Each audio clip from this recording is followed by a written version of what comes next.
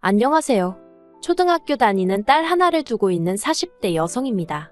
오늘 제가 이렇게 사연을 쓰게 된 건 몰상식한 신우와 그 신우를 옹호하기 바빴던 남편 때문이에요. 솔직히 어쨌든 제 아이의 아버지고 고모이니 저도 이렇게 남들한테 욕을 하고 싶진 않았거든요. 그런데 해도 정도가 있지. 더는 참을 수가 없었네요. 저는 지금 수도권에서 제법 큰 카페를 운영하고 있어요. 처음부터 지금과 같은 규모의 가게를 시작했던 건 당연히 아닙니다. 벌써 10여 년 전의 이야기라 어디서부터 어떻게 시작해야 할지 모르겠지만 두서가 없더라도 들어주세요. 일단 지금의 남편과는 직장 생활을 하다 만났어요. 저는 작은 중소기업에서 회계를 담당하고 있었고 남편은 같은 직장의 영업팀 사원이었지요. 그리고 특별한 계기가 있었던 건 아닌데 직원 수도 적고 그나마 남편이랑 저랑 나이대가 비슷하다 보니 오며 가며 종종 대화를 나누다가 자연스레 연인 사이로 발전했달까요. 이후로 2년 정도 사귀다가 남편의 적극적인 프로포즈로 결혼을 약속했고요. 하지만 막상 결혼을 하고 보니까 남편이 시부모님에 관한 상당 부분을 부풀려 이야기했었다는 사실을 알게 되었습니다. 건물을 소유하고 계시다던 아버님은 알고 보니 그저 지인의 건물을 관리해 주시며 월급을 받아 생활하고 계셨고 어머님은 화장품 가게를 하고 계시다 했는데 알고 보니 마스크팩을 전문으로 포장하는 공장에 근무하고 계셨거든요. 이러한 사실을 알게 되었을 때 제가 아무리 시댁재산을 탐내서 했던 결혼은 아니었지만 그래도 배신감이 상당했습니다. 사기 결혼이라는 생각까지 들었고요. 하지만 남편이 먼저 선수치듯 저더러 속물이었냐면서 오히려 자기가 속았다는 소리를 하질 않나. 그러더니 또 한다는 말이 자기가 저를 얼마나 사랑했으면 그랬겠냐며 놓치기 싫었다는 헛소리도 해대더라고요. 그리고 슬프게도 지금이야 핑계가 어떻건 간에 다 부질없는 변명인 걸 알지만 그때는 남편의 말을 들으며 오죽 내가 좋았으면 그랬을까 그런 생각을 하게 되었지요. 그래서 결국 유야무야 넘어가게 되었어요. 마음 한켠에선 내 친정이라고 크게 별 볼 일 있는 것도 아닌데 하는 생각도 있었거든요. 이후로 결혼한 지 1년도 채 되지 않아서 저는 임신을 했습니다. 정말 이루 말할 수 없을 만큼 기뻤지만 이내 현실적인 문제들을 마주할 수밖에 없었지요. 일단 결혼 당시 남편도 저도 있는 돈 없는 돈 모조리 끌어다가 간신히 방둑한 그나마도 한 칸은 거실이나 다름없는 빌라에서 살림을 시작했거든요. 그런데 그곳에서 아이까지 키우며 살아야 한다니 한숨이 절로 나오대요. 게다가 어머님 아버님은 대번에 당신들한테 아무것도 기대하지 말라며 애는 못 봐준다 못을 박으셨습니다. 그리고 저는 친정어머니가 안 계셨고요. 그래서 어쩔 수 없이 퇴사를 하고 소위 독박 육아를 시작했네요. 그런데 아이가 4살이 되던 해 또 다시 문제가 생겼습니다. 남편이 회사를 관뒀거든요. 사실 제가 회사를 다닐 때도 남편은 회사 내에서 영업을 못하는 영업사원으로 유명했어요. 오죽하면 인세는 고사하고 자기가 일한 만큼 월급 받아오는데도 스스로 위축이 돼서는 어지간히 눈치를 보더라고요.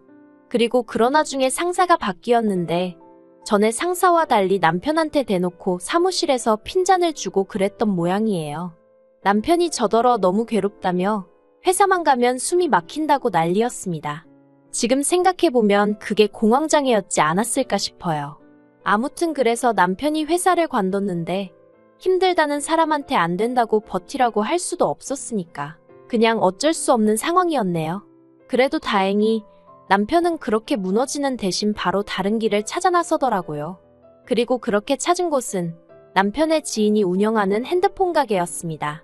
아무리 영업에 재능이 없어서 회사를 나오긴 했지만 평생 가져본 직업 또한 영업이었다 보니 다른 길은 시도는커녕 엄두도 안 내는 눈치였거든요. 솔직히 그런 남편의 모습이 안쓰럽기도 하고 한편으로는 답답하기도 하고 그런데 어머님 아버님이 저더러 하시는 말씀이 직장 관두고 술 먹고 폐인되는 사람들도 많다면서 저렇게 버텨주는 것만 해도 어디냐고 감사하게 생각하랍니다. 그리고는 덧붙이시기를 다른 집 여자들은 애 키우면서 돈도 벌어오고 하는데 외벌이 하느라 당신 아들은 죽어난다고 저에게 눈치까지 주셨지요.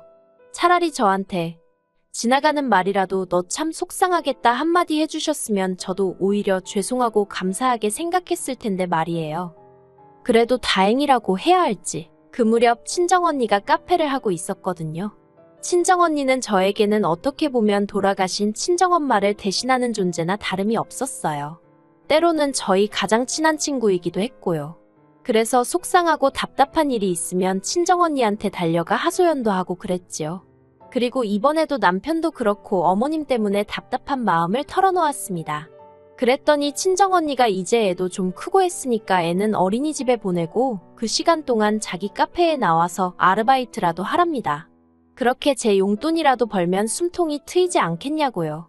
마침 언니가 하는 카페는 저희 집에서 멀지도 않았고 그러니 더욱이 거절할 이유가 없었어요. 그래서 바로 이튿날부터 출근을 시작했습니다. 그리고 모처럼 사람들 틈에 뒤섞여 저도 일이라는 걸 아니 몸은 고단한데 정신은 오히려 깨어나는 듯했고 기분도 상쾌하더라고요. 그리고 친정언니의 권유로 저는 틈틈이 빵을 만드는 법도 배우기 시작했어요.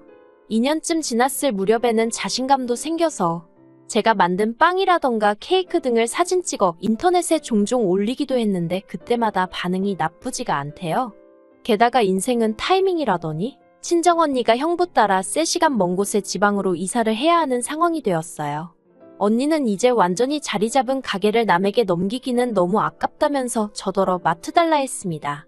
자매끼리 무슨 권리금이냐면서 그냥 자기가 하듯이 열심히 해서 월세나 밀리지 말라고요. 그래도 언니가 그동안 한 고생이 있는데 싶어서 은행 대출 받아서 원래 보증금에 얼마 더 보태줬는데 남편이 이걸 알고 아주 생난리를 치더라고요. 저더러 무슨 네가 재벌집 사모님인 줄 아냐? 누가 누굴 걱정한다는 거냐? 준다는 것도 거저 못 받냐? 솔직히 저는 저대로 기술을 익히고 보람찬 하루하루를 보냈던 반면 남편은 그렇지 못했던 것 같아요. 핸드폰 가게도 결국은 영업인데 그걸 잘 못하니 아무리 아는 사람이라곤 해도 결국 주인과 종업원이니까 남편에게 싫은 소리를 몇 번 했던 모양입니다. 그런데 남편은 또 관두면 어딜 가야 할지 모르겠다며 차마 관두지도 못하고 거길 꾸역꾸역 다니더라고요. 물론 저야 몇 번이나 남편에게 뭐가 됐든 기술을 배워보라고 설득도 해보고 화도 내봤지만 소용이 없었네요. 그리고 그런 시간들이 남편의 성격도 많이 바꾸어 놓았어요. 그래도 저는 긍정적이고 낙천적이고 주변 사람들도 챙기고 그랬는데 언젠가부터 부정적이고 자격지심에 한마디로 쫌생이가 되었더라니까요. 그리고 그 일을 계기로 남편과 제 사이는 이전보다 훨씬 멀어지게 되었습니다. 제가 가게의 규모를 키워갈수록 어쩐 일인지 저를 향한 남편의 불만 또한 하늘 높은 줄 모르고 치솟는 눈치였지요. 그럴 거면 내 돈을 쓰지나 말지. 언젠가부턴 생활비도 주다 안 주다 그러대요. 그래도 애 때문에 참고 살았습니다. 부모님 2분 중 1분만 계신 게 얼마나 큰 슬픔인지 누구보다 제 자신이 잘 알고 있었기에 애한테는 절대로 그 슬픔을 되물림하고 싶지 않았으니까요.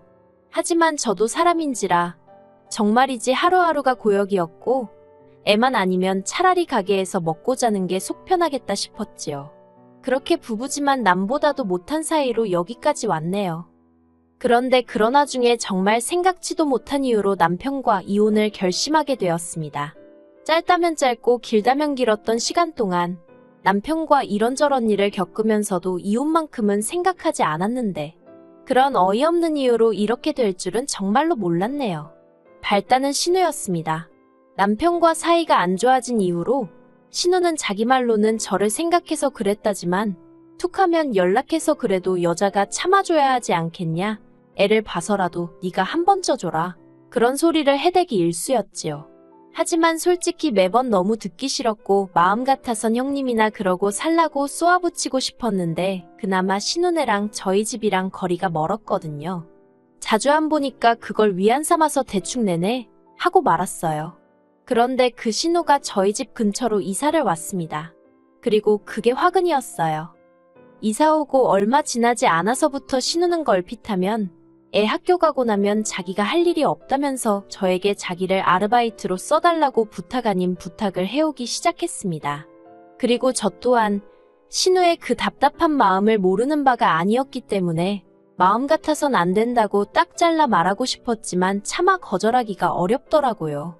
그래서 하루에 4시간씩도 괜찮냐 하니까 흔쾌히 좋다 하길래 그러면 나오라 했어요.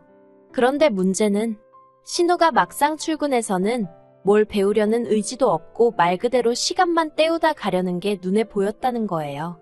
그리고 제 입장에선 어쨌든 제 사업장인데 그런 신우의 태도가 탐탁치 않았지요. 하지만 저를 더 화나게 한 건 신우가 돈통에 손을 대더라고요. 처음엔 눈치채지 못했습니다. 솔직히 말하면 제가 사장이긴 했어도 새벽부터 나가서 빵 굽고 장사하고 마감까지 하다 보니 정산을 못하는 날들이 많았거든요. 그리고 신우가 일을 시작하고 얼마 지나지 않아 돈이 1, 2만 원 비는 적이 몇 번 있었는데 그때도 그냥 내가 뭘 빼먹었나 보다 생각했지. 설마 신우고 다른 아르바이트생이고 가게 돈통에 손을 댈 거라곤 상상도 못했지요. 그런데 그 사실을 알게 된 건 아르바이트생 중 한 명이 관두면서 저에게 귀뜸을 해주더라고요. 사장님 가족이라서 자기가 말할까 말까 몇 번이나 망설였는데 그래도 알아야 할 것 같다면서 그리고는 자기 나름대로 증거라고 찾아놓은 것들을 저에게 건네주는데 정말 어이가 없었습니다. 밑장빼기라고 해야 하나 가끔 나이 많은 손님들은 카운터에서 계산 안 하시고 자리에서 계산해달라고 하시는 분들이 있거든요.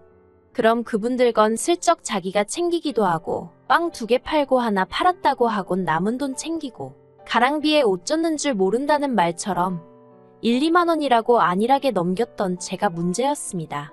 떠나는 아르바이트생이 건네준 자료만 치더라도 신우가 가져간 돈은 100만 원 가까이 되었거든요.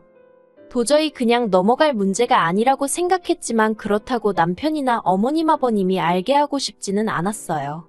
어쨌든 신우도 자기 나름대로 체면도 있고 자존심도 있을 테니 같은 여자이자 애 키우는 엄마로서 그건 지켜주고 싶었달까요. 그리고 혹시나 말 못할 사연이라도 있는 거면 차라리 내가 도와주자라는 생각도 했습니다. 그래서 신우에게 할이야기가 있다고 출근 전에 밖에서 잠깐 만나자고 했지요. 그렇게 만난 신우에게 저는 단도직입적으로 돈통에서 왜 돈을 가져갔냐고 물었습니다. 가족 간의 일을 크게 만들고 싶은 생각도 없고 돈 내놓으라고 하지도 않을 테니 이유나 들어보자고요. 그랬는데 신우는 아주 부들부들 떨면서 자기를 뭘로 보고 그런 말을 하냐면서 당장이라도 저를 잡아먹을 듯 노려보는 게 아니겠어요? 어이가 없고 안 되겠다 싶어서 아르바이트생으로부터 받은 자료들을 신우 눈앞에 꺼내놨습니다. 그랬더니 신우가 다 모함이라면서 그 아르바이트생이 미친 X라고 욕을 하는 게 아니겠어요. 어찌나 완강히 부정을 하던지 저도 더는 추궁하지 못하고 일단 알겠다 했습니다. 그리고 저는 다른 직원들 누구에도 말하지 않고 카페 내 보안을 좀 더 강화했습니다. 물론 평소에 가게 일에 관심이 많고 성실하던 직원들은 금세 변화를 눈치챈 듯 했지만 아니나 다를까 매사 건성건성이던 신우는 아무것도 모르는 것 같더라고요. 그리고 덕분에 신우는 결국 꼬리가 잡혔습니다. 다른 아르바이트생과 교대하는 과정에서 5만 원짜리 2장을 주머니에 넣는 게 포착이 되었으니까요. 그리고 저는 이미 한 번 기회를 줬는데도 불구하고 적반하장으로 나오는 신우를 더는 봐주면 안 되겠다 싶어서 신우뿐만 아니라 어머님 아버님 그리고 남편에게까지 사실을 알렸어요. 그랬더니 당연히 집안은 난리가 났습니다. 신우는 저더러 자기 인생을 망쳐놨다는 헛소리를 해댔고 어머님 아버님의 막말도 보통이 아니었지요. 누구 하나 미안하다 하는 사람이 없었습니다. 게다가 남편이 하는 말은 가관도 아니었어요. 자기를 무시하는 것도 부족해서 자기 누나까지 깔아뭉개냐면서 저더러 네가 돈을 벌면 얼마나 번다고 유세냐고 재수 없답니다. 그리고 신우가 그러는데 어떻게 가족끼리 시급을 12,000원밖에 안 주냐면서 그래도 한 3만 원은 받아야 된다며 짜증을 냈다는 거예요. 어이가 없어서 신우가 뭘 할 줄 안다고 다른 아르바이트생들의 세배를 받아야 하냐 물었습니다. 그랬더니 자기 누나는 대학을 나왔다나요? 순간 제 귀를 의심했습니다. 제가 언제 신우더러 영어를 하라고 했나요? 중국어를 하라고 했나요? 제가 요구한 건 성실하고 착실하고 정직할 것 그거 3가지뿐이었습니다. 그런데 무슨 대학을 들먹이며 3만 원이 어쩌고 황당해서 그래서 돈통에 손댔다고 하더냐고 소리를 빽 질렀습니다. 그러니까 남편이 저더러 너가 안 챙겨주니 신우가 셀프로 챙겼나 보지 그러는데 와 남매둘이 돌아도 단단히 돌았구나 싶더라니까요. 제가 남편더러 그렇게 억지 쓰면 좋으냐고 그리고 그렇게 치사하고 더러우면 이혼하자 했습니다. 그러자 남편도 한다는 말이 기다리던 바라면서 대신 제가 일군 재산의 반을 내놓으랍니다. 결국 그게 목적이었나 그런 생각에 배신감이 들고 치가 떨리대요. 법대로 하자 했습니다. 대한민국 법이 그렇게 단순할 줄 아냐고 한번 죽기 살기로 다퉈보자고요. 그리고 당연히 생활비도 안 갖다 주고 그렇다고 무슨 전업주부 마냥 살림을 한 것도 아닌 남편한테 제가 일군 재산의 절반씩이나 갈 리가 없었지요. 오히려 결혼이 파탄나게 된 이유가 남편임이 드러나면서 오히려 상황은 남편에게 불리하게 돌아가기 시작했어요. 게다가 신우, 제가 경찰에 신고했습니다. 가족끼린 처벌 못한다는 헛소리를 하길래 하나 못하나 보라고 쏘아붙이곤 보란듯이 했지요 뭐. 그랬더니 그제서야 이혼이고 뭐고 없던 일로 하자면서 알고 보니 신우가 심해부랑 사이가 안 좋아서 이런 일이 있던 게 알려지면 큰일이 난다나 어쩐다나요. 그래서 결국 합의이혼으로 남편과 헤어졌고 처음 결혼할 때 어쨌든 남편이 해온 돈이 있었으니 그거 고려해서 4천만 원 내줬습니다. 솔직히 어쨌든 애 아빠이고 애는 자기 아빠한테 악감정이 있는 것도 아니니 어디 전세라도 구해서 살게는 해줘야겠더라고요. 그래서 이걸로 당신과 나는 끝이라고 아주 못 받고 공증까지 받아놨네요. 그리고 신우는 자기가 훔쳐간 돈 2배를 어디서 마련해와서는 제 앞에서 싹싹 빌더라고요. 그래서 신우가 몰래 훔쳐간 돈만 계산해서 받고 다신 제 눈앞에 띄지 말라고 했어요. 어차피 그쪽 남동생하고도 끝났으니까 더는 신경 거슬리게 하지 말라고요. 그리고 이 모든 과정에서 어머님 아버님은 저더러 독한 X, 못된 X는 기본이고 차마 입에 담을 수 없는 욕들도 서슴지 않고 저에게 퍼부으셨습니다. 두 분이 보시기엔 저 하나 때문에 당신 자식들이 고생하는 것처럼 보였던 모양이에요.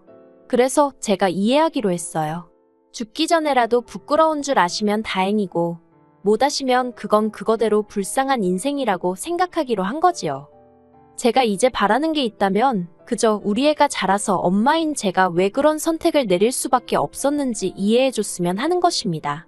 제 희생을 알아달라고는 하지 않을 테지만 적어도 저를 원망하지는 않았으면 좋겠네요.